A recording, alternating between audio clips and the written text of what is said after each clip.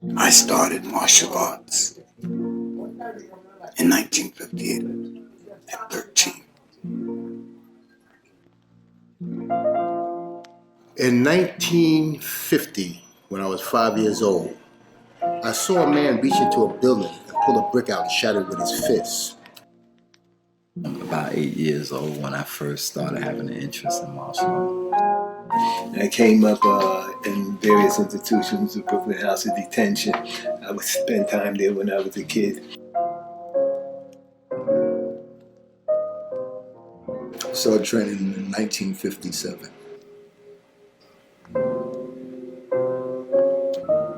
It goes back for a minute. I had a great interest in making guns. My mother seen that, so she paid for my first martial art lesson because it was something I was interested outside of guns. I started training in 1972. My mother once told me, if you want to learn how to fight, learn to fight from a handsome person. The ugly one lost. You know, karate was a deep thing in our time.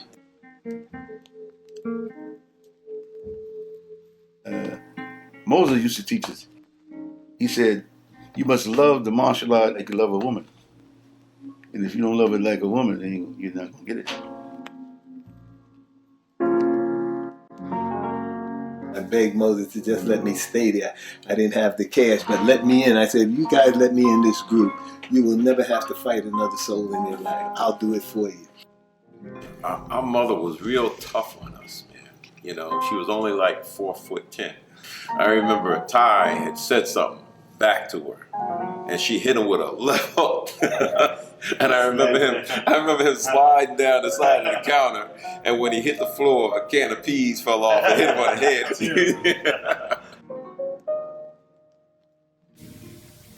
In 75, at the age of 16, they sent me to Comstock.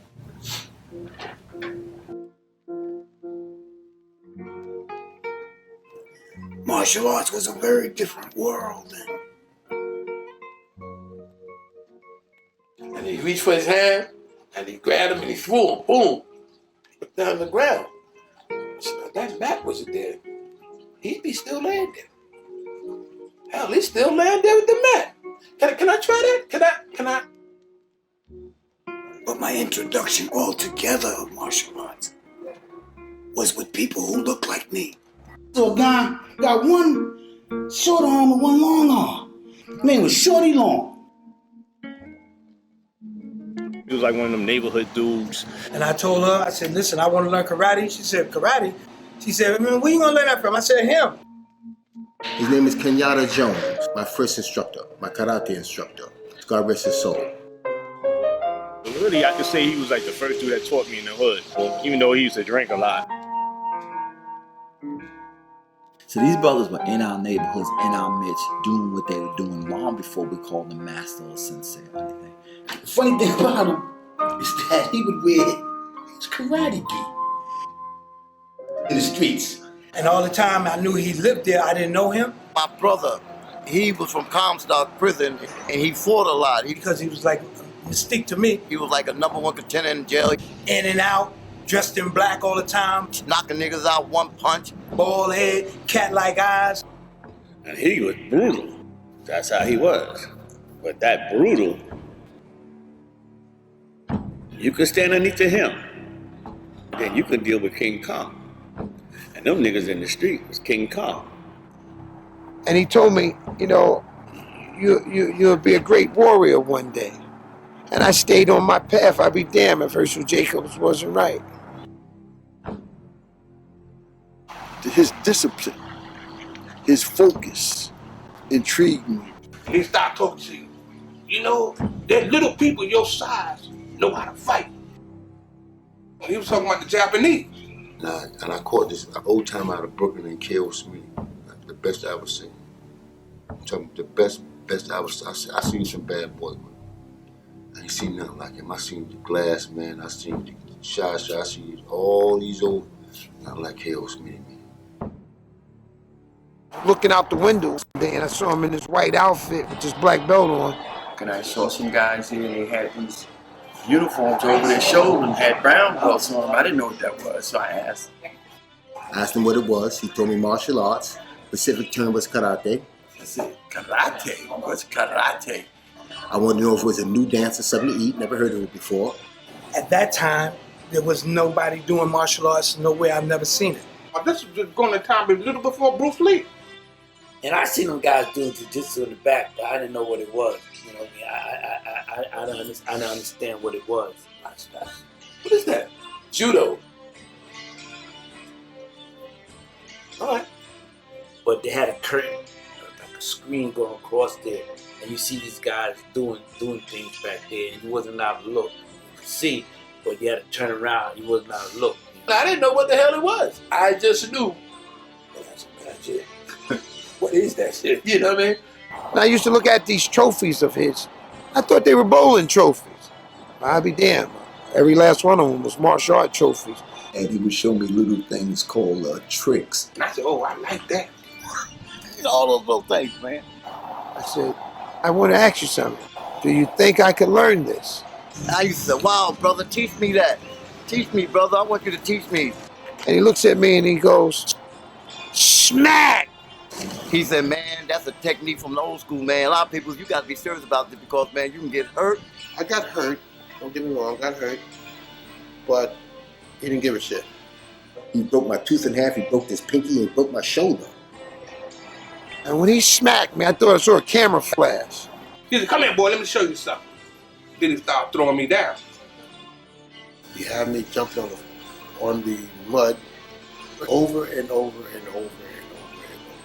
I got tired of that bullshit. And I'm trying to hit him and attack him. Pushing me up, locking me up, doing joint locks and everything with me. And the whole time he's holding me by the head like this, looking at me. But I didn't never know what it was. You know what I'm saying? All of a sudden he said, all right, stop, calm down. He said, you definitely could learn. So I asked him, would he teach me? He said yes, and I never looked back from there. That was in 1950, the summer of 1950.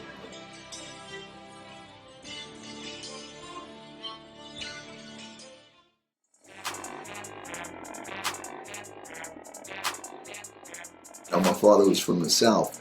He didn't even call it jiu-jitsu, he called it jiu-jitsu. Then when I went to North Carolina, then I seen it the martial art again. My uncle, when I went down south, he would tell me, we're gonna train like the red rooster or the black cock. I saw him kicking. Train like the black cock. I saw him going up and down the field, punching and kicking. You see, this is where they get cockfighting from. When it was kicking down the field and everything like that. They weren't talking about no bird. They talking about a black man. The black man was called a cock. You know what I'm saying? You know what I'm saying? He cock strong. And so back then, you didn't do katas and stuff that much. You had to fight. Cockfight.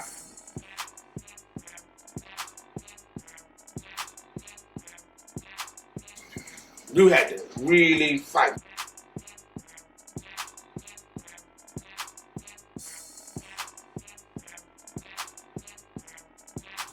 After the migration from the South, the Virginias, the Carolinas, they basically migrate to New York.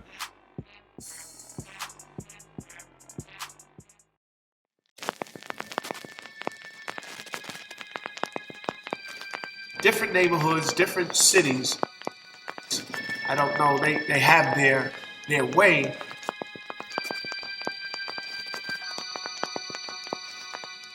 The East Coast experience is totally different than the West Coast experience.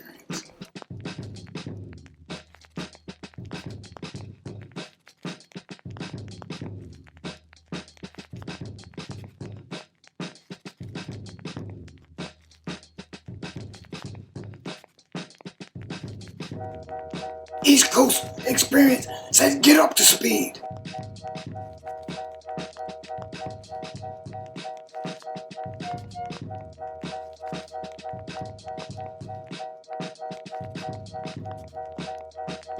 Laid back is not good enough.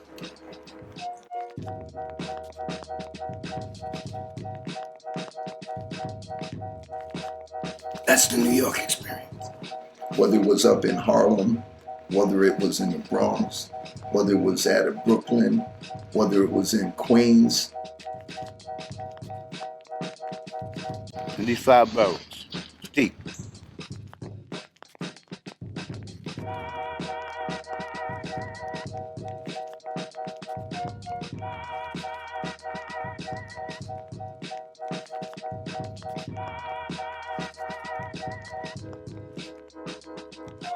I learned in the 5 boroughs, the fight was different. The fight was more life and death, rather than in the suburban fight was more you might get punched in the nose and go home. Downtown, you get punched in the nose and shot.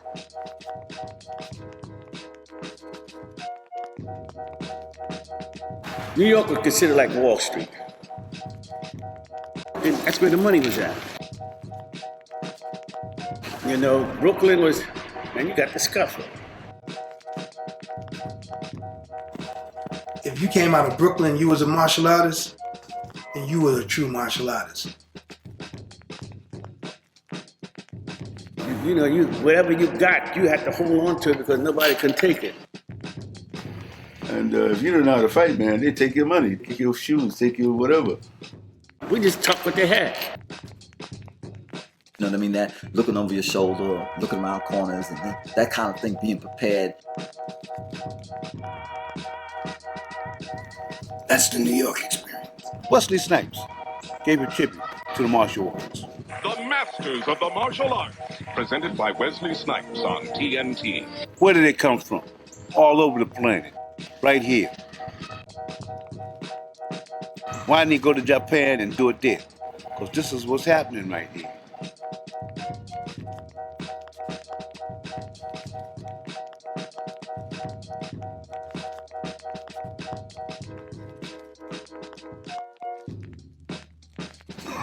Mecca.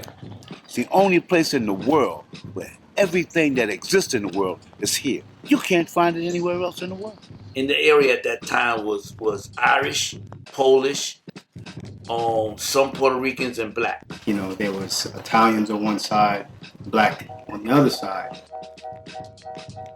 Used to go to the Buddhist temple up there on 105th Street. It's crazy because we sitting there, you know, these Chinese people in there, they got these big karate hats on and stuff, man. My neighbors and those I called friends did not look like me. I wondered why we would play outside, but they never came to my house for dinner. And I never went upstairs to their house, but we would ride our bicycles together. On reflection, I understood that the older generation understood the détente. That outside was outside, and inside was family. Chinese American, Spanish Black American, and me Black American helped Sifu learn to speak English because he only spoke Northern Cantonese. And one thing that he always used to say to me, he said, "Moi Wu, what's that you say?" And I go, "Oh, you talking about what's up, man?" He said, "Yeah, what's up, man?"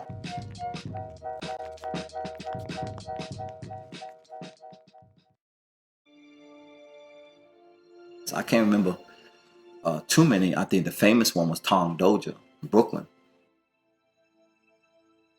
Everybody knew a Tong Dojo. It was the baddest dojo around.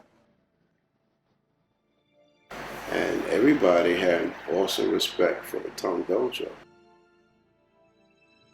They actually had a storefront. Everybody else was sort of incognito, you know, sort of underground. And the word underground used now is a little different than was used then. You understand me? I mean, it wasn't no secret schools. You just have to know where to go to train.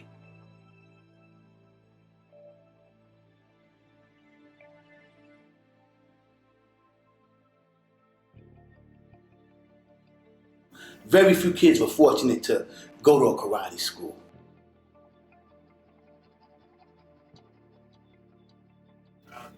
You didn't just walk in and start training. I learned in basements. We was in the back alleys. Backyards. I remember being on the rooftop of a street that we grew up on called Sackman Street in Brooklyn. I had the biggest dojo in Brooklyn when I started. Yes, I was in Prospect Park. I learned in youth centers. They had brothers teaching in the cellars. They had brothers teaching in the basements. In the parks, under tents, in the yard, garages. Anywhere we can find a place to do it at. An empty community center that we used to have to clean up. Wherever they can get it. I used to train on my roof. If I could see the projects, Ceflo projects, Van Dyke projects, and Brownsville projects, and I would train by myself. And made us clean up an abandoned building to practice in. And so he fixed up the basement so we can go down there to train. Hitting on the wall. Banging on the walls. My next door neighbor said, Miss Galley, you tell your son stop banging on the walls every night. Over a restaurant, and this guy used to come up there and curse me out every day. I mean, because we used to do throws and stuff. We used to shake the ceiling, and the rust off the ceiling would fall down, and people fooling. So I said, why don't you paint your ceiling, man? You understand? We get the rust off your ceiling, and you won't have that problem and stuff like that. So eventually I had to move out of there. Like the place I just spoke about, One West, was a nightclub. But the days it wasn't a nightclub, they were training down. One time some niggas came down at One West. They said, let's turn this joint out. I said, these niggas don't know what they're running into down here. These nothing killers down here. Because all them brothers down there are killers, man. They had some Nation Islam brothers down there, me down there. You know, I train with them, then I'll go out and make $1, then come back and do a little hustle and make $1. The training there, they said, was really designed to, when you leave there, you 90% of the time, you had to use what you was practicing that night. Now all you need to do is go see if it actually works. So what do? Take it to the street. Because he was in the South Bronx. When you walk into your car, it is not as easy as it might seem. You understand me? No telling what might happen. You understand me? Back then, it was rough. And then when it came to training, at that time, them brothers loved it, man. I mean, they was walking martial arts for mama, you know.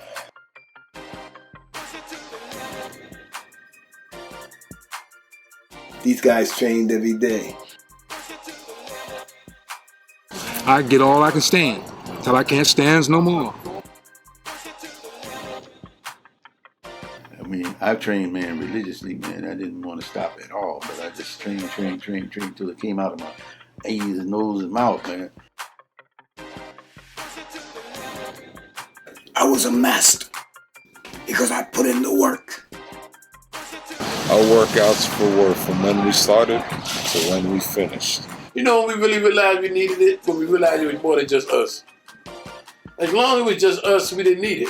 Like right now, as long as it's just you don't need no martial art. But then you realize there's somebody over here, that's two. So now, you got to learn to defend yourself just in case. You see, just in case.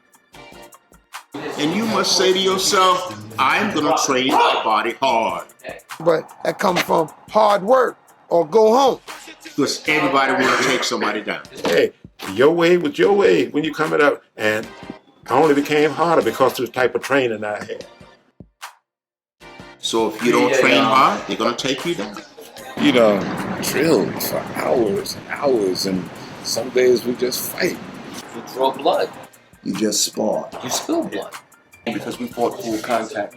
Blow for blow. We didn't have no gloves. We didn't have no damn gloves. We didn't have no money. No gear, no nothing. Just fisticuffs.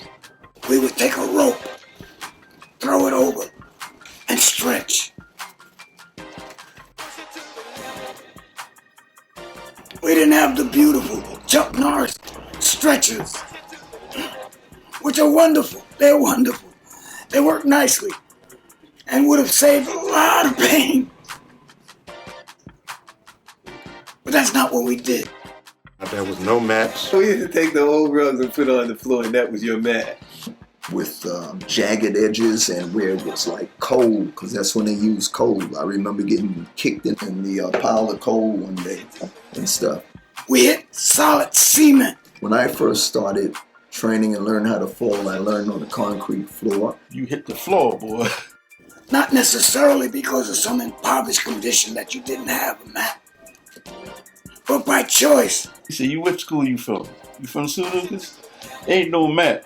Unless you were planning to bring that mat on your back when you started to fight, it's useless. When you in the street rumbling, is there a mat out there?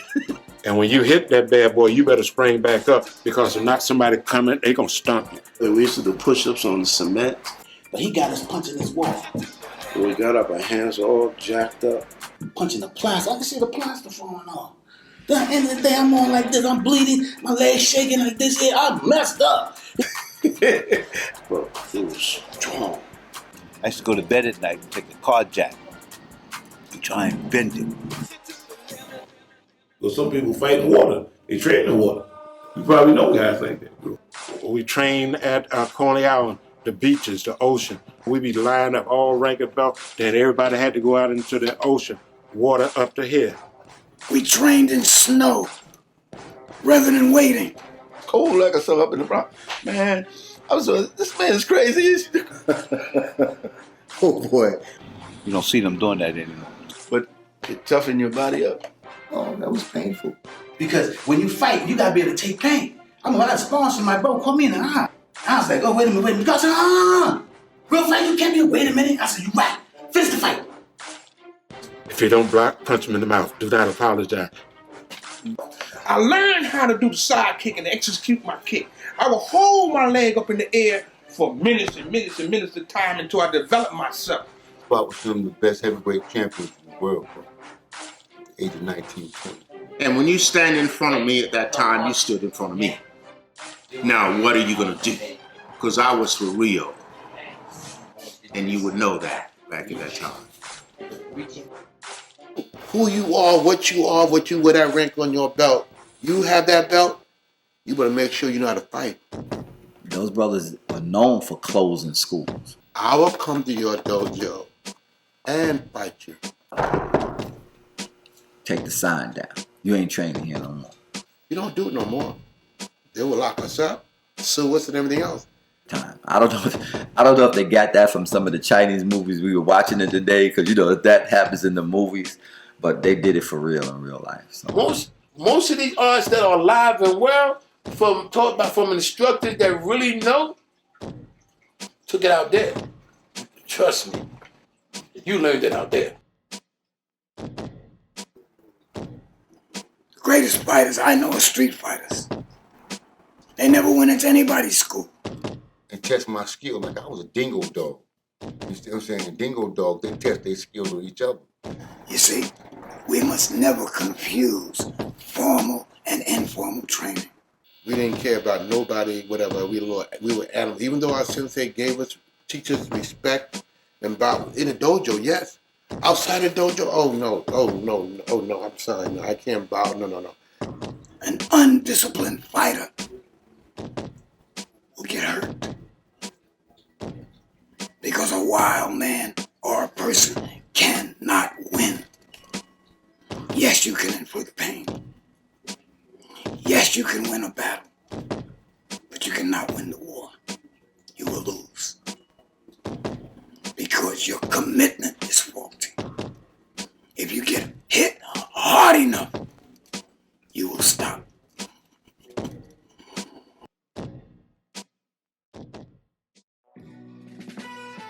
If you look on the East Coast, you got some of the world's greatest martial artists here, unknown.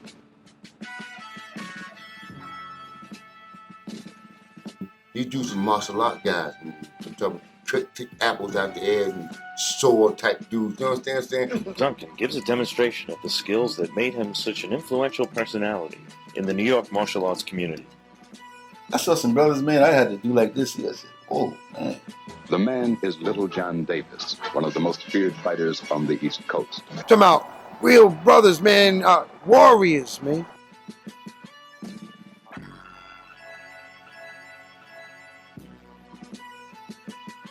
There was skill operators.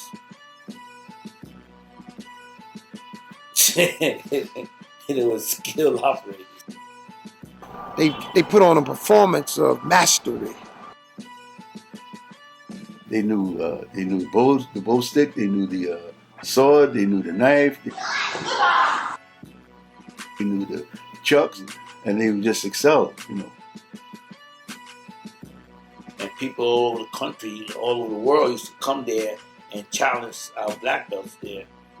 And then they wouldn't recognize our technique, so we knock them out. That I had made a statement to the magazine. I says, they can't beat us here in New York and New Jersey. I says, we have the best.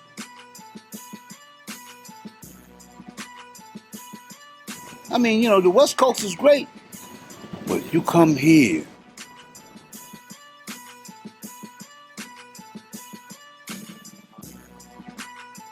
Chuck Norris and that West Coast team used to come every year. Martial artists from all over the country fought at Madison Square Garden. These guys had 6 fights a night. That's why I'm telling you now that I know we're the greatest in the world because I competed against all national.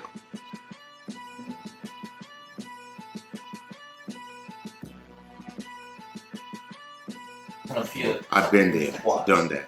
If a black brother went overseas to start training, he would wash them all the way up. Black man is bad. And you got black brothers that ain't never even, was in no organization, would beat Japanese. That we don't have to enter Caesar's arena to know that we're gladiators. But I was beating them up. I don't know how I beat them. I was beating these people like they mean it was like tissue paper.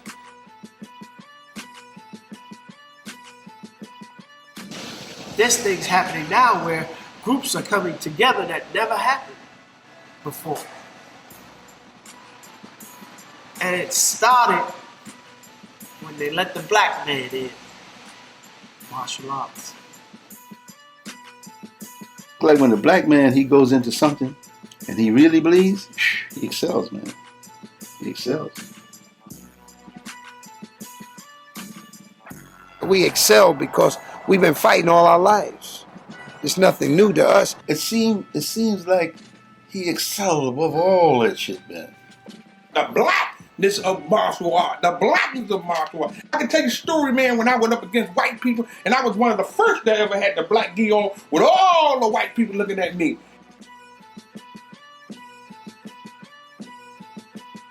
You know, we've been fighting since the beginning of time. That's in our DNA. Heard of the Ifis, but the people call them pygmies. You know what they're noted for? They're elephant hunters, and they're little. A lot of people can't hunt elephants. They're very dangerous. You have to know how to fight to hunt an elephant. Come on, man. We're the ones that steal our fighters. We are the warrior of fighters. We've been watched all over the world. Everybody know about black people, how they are, how they fight. Oh, yes. Yes. Yes. A Korean master said in Inside Kung Fu magazine one time, if I had 100 black men and taught them this system, he said I would have 100 dangerous men. Yeah. Original man, brother. Original people, man. Tribe of Shabbat. It is just a great feeling to practice our art. It's our art, man. It's our art. I tell you, I've seen a lot of brothers, man. I marvel at them. I marvel at them.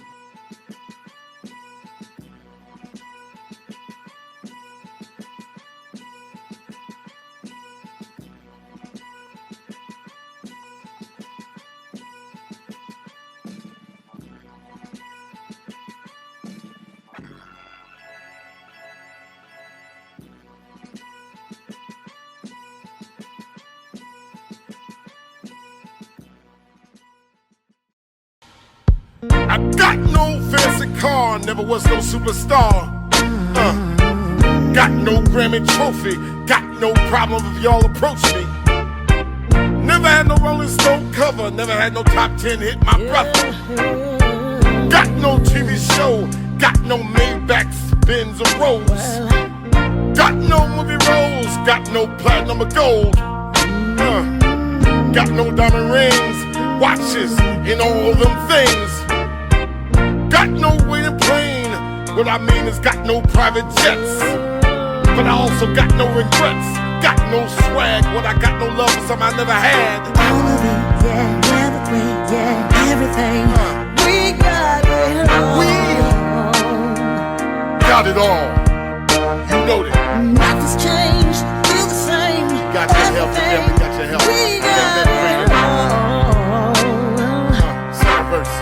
I'm telling you. Got no mansions, restaurants, I got no yacht.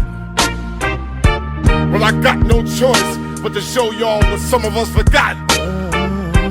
Never was hot, never was pop, but I never ever stopped that real hip-hop. Got no paparazzi, got no company that got me. Walking alone in the hood, so it's easy to spot me, y'all. Got no million follower friends on Twitter, on Facebook, look at my friends.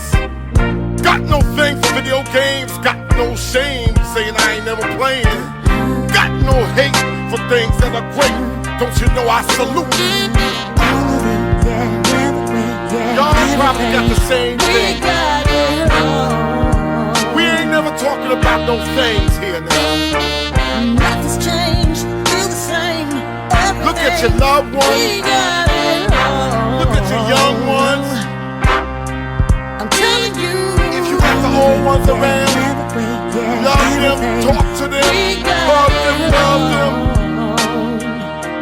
Damn right. Nothing's changed, still the same. Everything, we got it all. I'm telling you.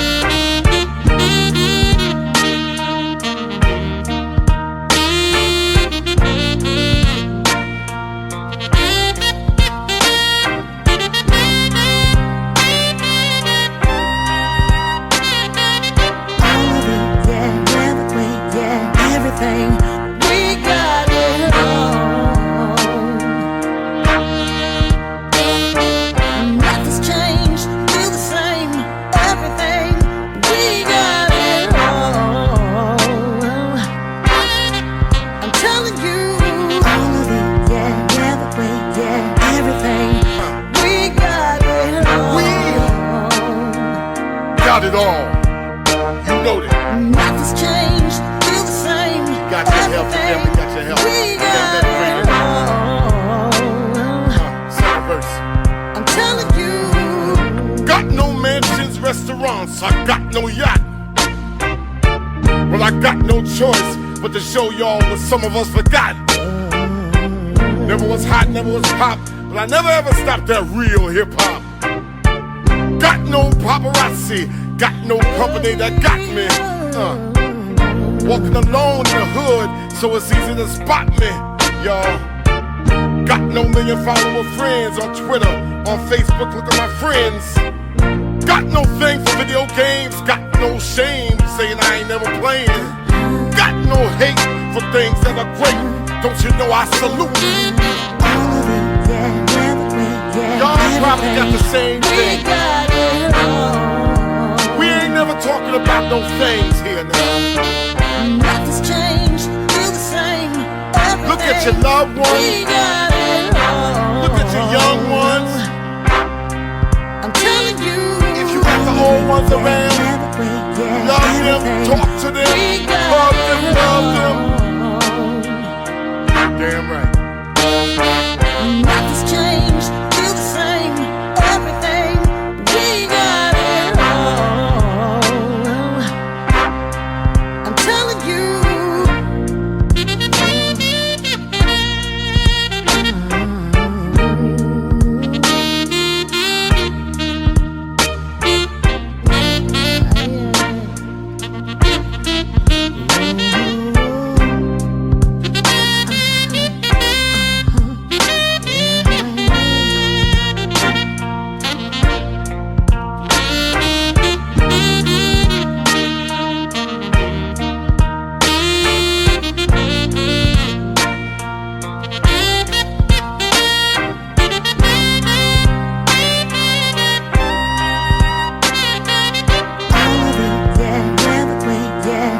everything.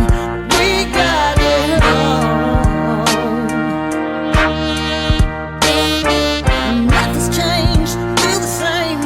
Everything, we got it all. I'm telling you, all of it, yeah, the way, yeah, everything. We got it all. You got it all. Nothing's You got to changed, know. still the same. Never Everything. ever chase